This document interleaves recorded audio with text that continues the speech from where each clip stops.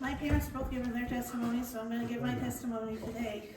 I was raised in a Christian home, and I remember around the time of age 2, hearing people say I was a sinner, and that sin deserved hell. So I remember praying with multiple different people the sinner's prayer. But I didn't understand what sin was. And so I can remember considering myself a sinner because everybody said I was, but not having a clue as to why I was a sinner.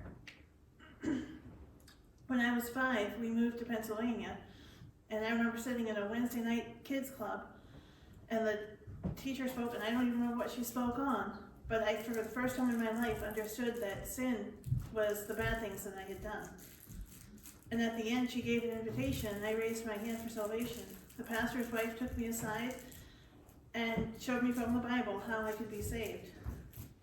Over the years, I would doubt my salvation because I wondered, did I really have enough faith for God to even save me? But I heard a message one time on the faith of a mustard seed, and I realized I put my faith and trust in Jesus Christ. He's the one that did the saving. It wasn't me doing it. That's my salvation testimony, but my life's testimony goes even further than that. When I was 19, I was diagnosed with carpal tunnel.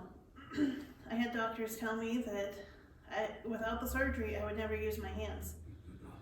I had people who had had the surgery tell me that they had had it and that they lost the use of their hands. I couldn't get peace from God to go through with the surgery. And I just begged God to heal my hands because I felt frustrated that I was so young and wouldn't be able to do what other people could do. I was reading through the Bible and I saw in 2 Corinthians chapter 12, Paul was plagued with a thorn in the flesh. He begged God 3 times to remove it. And the answer God gave him was, "My grace is sufficient for thee, for my strength is made perfect in weakness." And Paul responded with, "Most gladly therefore will I rather glory in mine infirmities, that the power of Christ may rest upon me. Therefore I take pleasure in infirmities, in reproaches, in necessities, in persecutions, in distresses for Christ's sake. For when I am weak, then am I strong."